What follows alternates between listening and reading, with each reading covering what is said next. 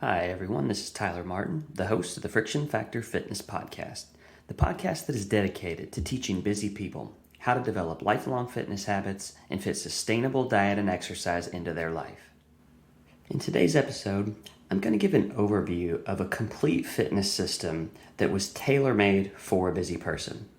I decided to do this because most of my podcasts so far have been about very specific fitness topics like fitness metrics or macronutrients or motivation.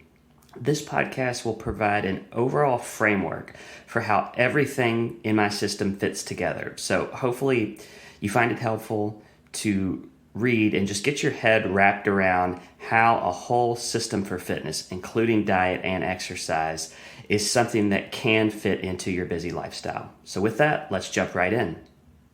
First, let me just tell you a little bit about how I became interested in this topic of building a fitness system for busy people.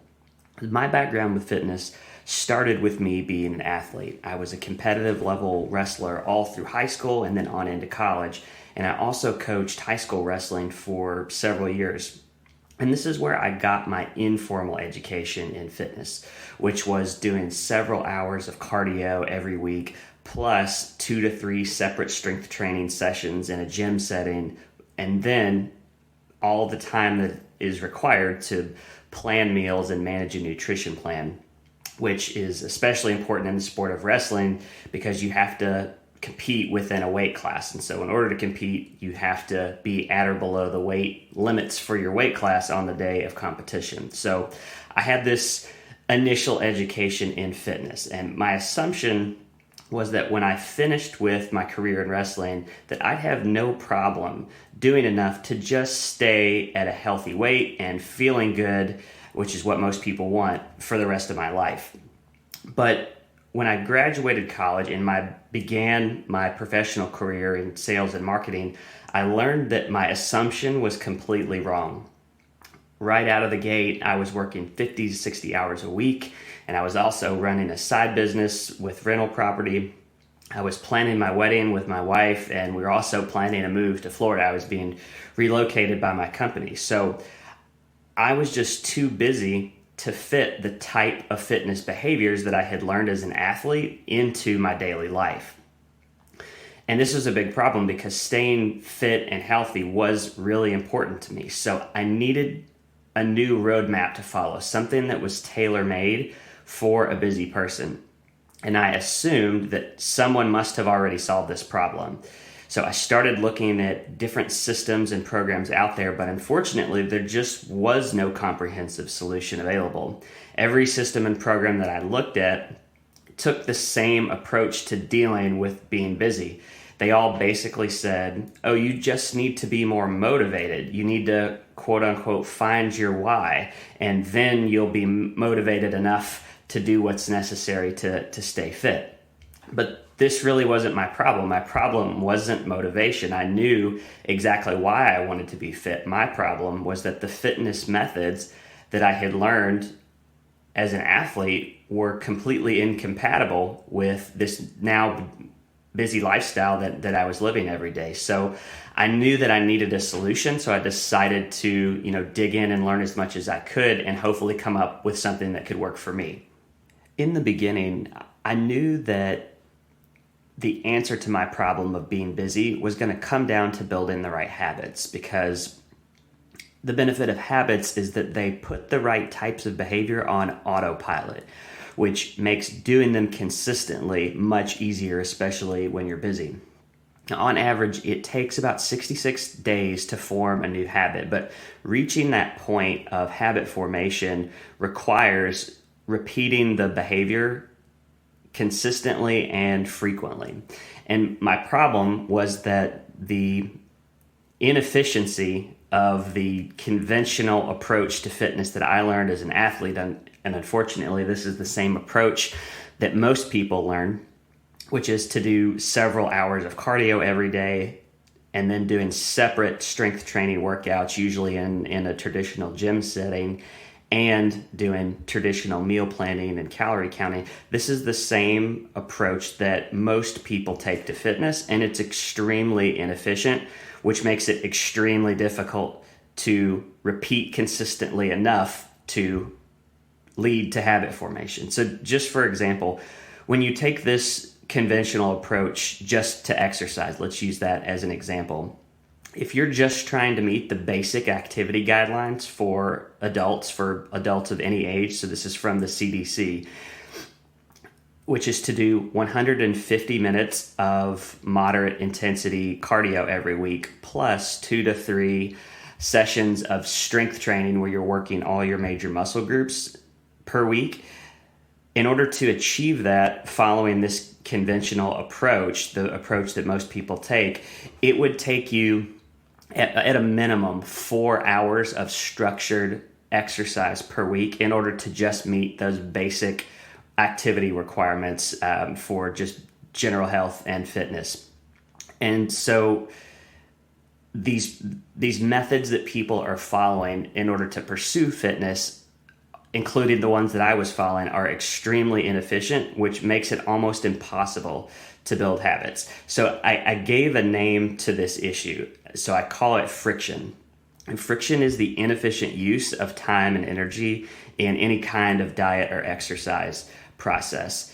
And what I realized was that the way that I was pursuing fitness and the way that most people approach fitness is full of friction. And this is a problem because, if you look at it's a widespread problem actually, because if you look at the data that's available on this, if you look at any study that examines why people abandon a fitness commitment, or there's lots of surveys on this as well, lack of time and energy are almost always the top reasons that people give for abandoning their workout commitments or their fitness commitments. So my mission then became, how can I build a system of fitness that minimizes friction or eliminates friction? And I spent several years experimenting and trying different programs and systems to find the bits and tips and tricks that were efficient, pull those away and utilize those, and then discard the rest until I was finally able to build an integrated system that was focused on efficiency, that worked for me and delivered some great results. All right, so let me just say a little bit about how eliminating friction from exercise processes and diet process has been able to work for me. So currently, and this has been the case for 8+ years now, I only exercise 20 minutes a day, and I eat meals that keep me full and satisfied, and I still enjoy having a cheat meal on the weekends or every now and again with friends and family. And at 36 years old, I stepped off of a college wrestling mat 13 years ago. And today, I weigh the exact same thing that I did the day I stepped off a wrestling mat. I'm 140 pounds, I'm 5'6", I'm not a tall person. So the same size that I was as a college athlete, I'm stronger now than I was then. And I have stayed very lean, with a body fat under 8%. And this is not my genetics. If you look at the men in my family, we're all, have a tendency to be overweight and develop diabetes and have, all the usual suspects, high cholesterol, high blood pressure. So this is not supposed to be what I look like. It's a function of the system that I'm following. And this has worked great for my wife as well. My wife is a busy hospice nurse.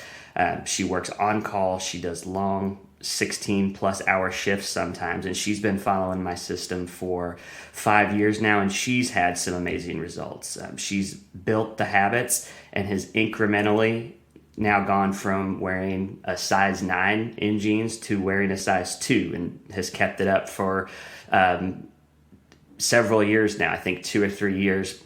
And she tells me that she didn't even wear a size 2 jeans when she was in high school. So pretty dramatic results. And we've had other family members who've started to adopt principles of the system and are seeing some pretty dramatic results as well. So the point is that eliminating friction, and we'll get into how you do that, but this focus of eliminating friction so that you can fit exercise and nutrition into your busy life can work for anyone and can really deliver some great results. All right, now let me jump into giving an outline of the system itself and how everything fits together. So first, it's important to say in the beginning that my plan is an integrated system with three essential parts. So there's the exercise plan, there's the meal plan or nutrition side of the plan, and then there's the tracking component.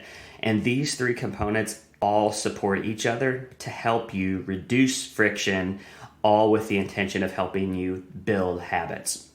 So when it comes to exercise, the first thing is to learn to work out smarter. For instance, I cut the amount of time that I spend exercising in half and still meet the CDC activity guidelines. And I do this by doing workouts that combine cardio and strength training into the same workout session. So instead of doing cardio workouts and then separate strength training workouts, I can eliminate friction by keeping these workouts down to 20 minutes by combining them. And I do the workouts no longer than 20 minutes. I do them daily. I do them at home, and I do them in the morning. And I have a series of about 3 different workouts that I cycle through. So you're not doing the exact same exercises every day. You can do these workouts in any living space. All you need basically is a floor and maybe a cheap set of rubber resistance bands to get started. If you want to move up to other types of equipment later and you have the space for it in your home, you can do that if you want to move to free weights or machines or something like that, but it's absolutely not necessary. And the beauty is that when you adopt an exercise protocol like this, is that you can turn up the intensity as you become more able. So in the beginning, the most important thing is just building the habit of getting into the mode of exercising every day. That's the most important thing, which I mentioned before. It takes about little over 2 months. It takes 66 days according to the research. So in the beginning, this should really be the focus, is building the habit. And that's more important than the length or intensity of your workouts themselves. So if all you can commit to in the beginning with daily exercise is spending even just 5 minutes doing a smaller version of a workout, that's totally okay. Because once you've ingrained the habit, once you've gotten into the mode of doing this every day to where it feels automatic, it feels like an activity that you don't have to think about, like brushing your teeth or taking a shower. Once you've reached that stage, even with just short 5-minute workouts, then you can start to build up, the length of your workout, or build up the intensity, or increase the challenge. Once you've reached that state where just doing exercise every day feels much easier because it's something that you've turned into a habitual behavior. Now let's change gears and jump into the nutrition side of this. The big idea behind my nutrition plan is to eliminate friction by making it easier to make good decisions when you're hungry. This is the key. When it's time to eat, there should be very little to think about or decide. And the food that you need in order to eat your meals, to follow your meal plan, need to be at your fingertips and as easy to prepare as possible. And this is what makes it feasible for you to be able to have this dynamic where you're hungry and there are very few easy steps that you need to go through to, reaching the point where, okay, you've made a meal and you're able to satisfy the hunger. You don't want friction in between a hungry you and, getting satisfied, because that's what can lead to making bad decisions. So the solution to this is advanced planning. You need a stable of pre-designed snacks and meals that you've spent the time up front working on to choose the right nutrients, the right portion sizes. This is the key. To achieve this, you need to first have the right targets, which means you need the right tools. So if you go to my website, I have a free calculator where you can plug in your goals, so you can specify if you're trying to lose weight, or if you're trying to build muscle, or if you're trying to just maintain where you're at. You can plug that in and plug in some basic information about yourself. and it will automatically calculate how many daily calories you need to take in, as well as how much protein, how much fat, how many carbohydrates, what you should be targeting to eat every single day. And then once you have your nutritional targets, then you can start to build a meal plan. And you do this by using a good nutrition app. There are several good ones out there. You've probably heard of an app called MyFitnessPal. The one that I really like is called Lose It. I'm not affiliated with them in any way, but I've been using the app for over 10 years, and it's just a great tool. So there's a free version, which I used for a long time, and there's also a paid version that has a few more features. But when you can get one of these apps, and you can use it to easily help you build a meal plan. So all you need to do once you've used the calculator and you've determined what your calorie targets should be and what your nutritional targets should be, you can use the app to select the foods that you want to build your meals with, or you can scan your foods in even if they have barcodes.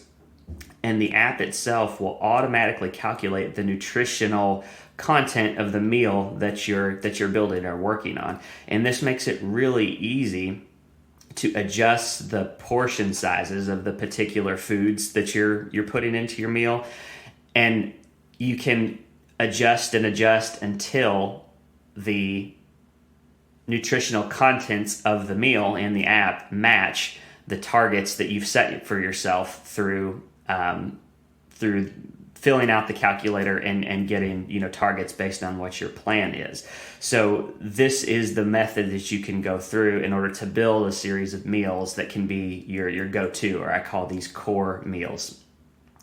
Then the next thing you have to do is invest the time up front to build a handful of these meals, enough to get started, and make sure that they're in alignment with your nutritional targets. I recommend starting by designing just 3 to 5 different meal options. So maybe start with a breakfast, a lunch, a dinner, and then maybe one alternative meal, or you can add a snack in there as one of your staples.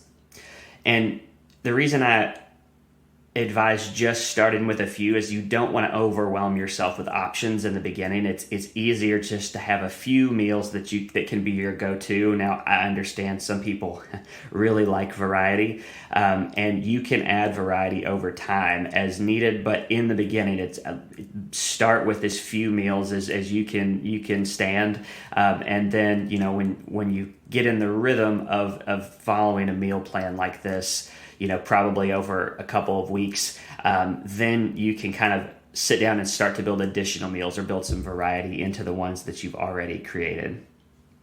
So that is really, really critical, not to overwhelm yourself. Okay, now the last step of the nutrition process is making sure that you have good access to the foods that you need. So you should select foods, and this is something you have to think through during the meal building process. You have to think through selecting foods that you realistically have the time to prepare when you're busy. So think about during the work week when you're coming and going and you've got a lot going on. What do you actually have time, to prepare? Do you have time to thaw out meat? Do you have time to season things and spend hours cooking every day? If not, probably you should steer away from foods and meals that might require that. And then you need to also ensure that the food that you've selected is readily available when you're hungry. So you need to have your kitchen stocked with enough of all the ingredients that you need to get you through the week or however long you go between grocery trips. And these are really the big keys, is making sure that the food is time efficient, you have time to make it, and the food is available.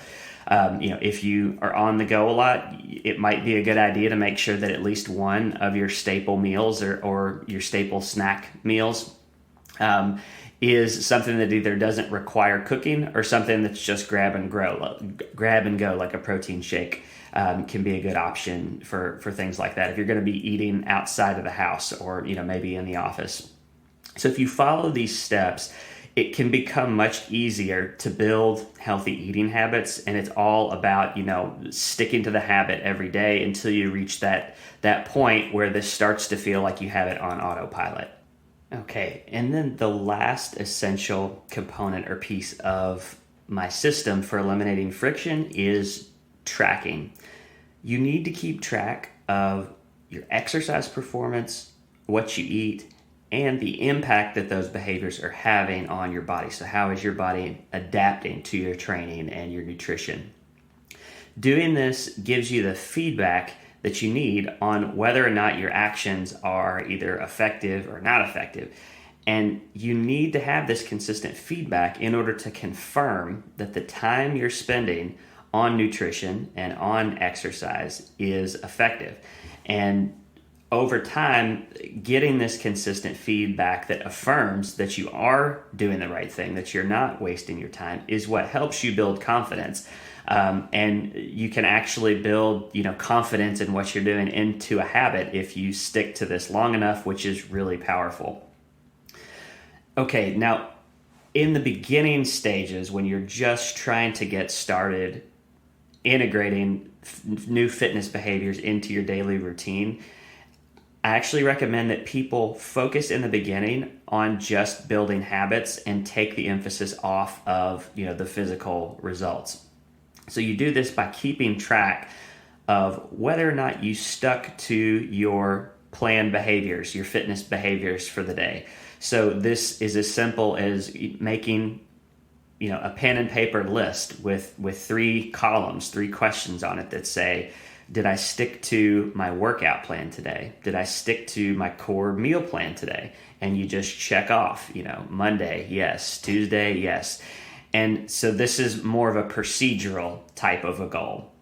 And once you've been consistent enough to stick to, these behaviors for some amount of time, like I said earlier, it generally takes about 66 days to form a habit. It's going to be different for everyone, but when you reach a point where it feels like you're not having to think about these steps anymore and you're just going through the motions of sticking to your meal plan, of getting through your daily workout, then you can move on to tracking other things which eventually you do need to do. So at some point, you have to move up to more advanced types of tracking, like doing daily weigh-ins. You want to eventually be logging your workout performance, so keeping track of which exercise did you do each day, how much weight or resistance were you working with on your strength training exercises, how many repetitions were you able to complete in each set. Things like that is important to keep track of, because it tells you, if you're getting stronger or you're maintaining, or even if you're losing strength, which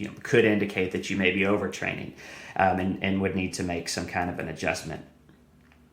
So logging this performance is really, really crucial as one of the feedback mechanisms. The other thing that you need to do once you kind of reach this more advanced stage is starting to track your nutritional intake. So everything coming in needs to be captured in an app, which is actually really easy, because if you're sticking to a core meal plan for most of the time, now of course, you can have cheat meals a couple times a week if you want to, that's not a big deal. Every once in a while, you're going to deviate and eat things that aren't necessarily part of your more core meal plan. But if you're eating one of your pre-planned meals most of the time, which is the easiest way to make this work, then most of the time you're just copy and pasting, previous meals, and it becomes an exercise that takes about 10 seconds to keep track of most of the things that you're eating in a nutrition app. So this one is pretty simple to do. It sounds like, maybe tedious things to add into your daily process, but all of them take, maybe 30 seconds to actually do, writing down the number of reps you did for each workout, stepping on the scale in the morning before you get started with your day, taking the few seconds to copy and paste your core meals as you eat breakfast, lunch, and dinner. Doing these things actually ends up being crucial to getting that consistent feedback about how your program is working holistically. And like I said before, this is what ultimately is going to be that daily reminder that you're doing the right thing, that the activities that you're, doing in the pursuit of fitness are having the intended effect, or that they may indicate that you need to make an adjustment. But it's having that consistent feedback loop that's ultimately going to help keep you motivated long term. And by keeping track of all these habits, what you do is you connect the dots between your goals, the workouts that you're doing, and your diet, the food that you're eating. And you start to understand how they all relate to and affect one another, and are really, they function as interdependent systems. And this ultimately is going to make you, by having this understanding and building habits around these daily behaviors, it's ultimately going to ensure that you keep these behaviors up long term, and hopefully convert them all into something that doesn't require a lot of mental effort or bandwidth, because you've turned them into habits. They're all just functioning on autopilot. And this is the place where you ultimately want to reach with your entire, fitness process, because if it doesn't require as much mental effort and you're a busy person, it becomes much, much easier to fit all of these things into your daily life. All right, so that wraps up today's podcast, and hopefully you now have a much better idea of how even the busiest person can put a system of behaviors into their life and build them up into habits so that they're going to be able to maintain doing a healthy diet and exercise procedure for a lifetime. And this is really the goal, is to make doing these things every day a consistent part of your lifestyle so that you can maintain a great quality of life, and hopefully be mobile and feel good for as long as possible. Thanks again for listening to the Friction Factor Fitness Podcast. If you enjoyed this episode or found it valuable, please subscribe, please like, and please share with others who you think may find it helpful. Also, please check out my website, frictionfactorfitness.com, where you can access more content, access my free fitness calculator tools, and download a free teaser of the first 3 chapters of my new book, The Friction Factor, The Busy Person's Guide to Sustainable Diet and Exercise, which is launching in March of 2023 and is now available for pre-order. Thanks again for listening, and stay tuned for future episodes.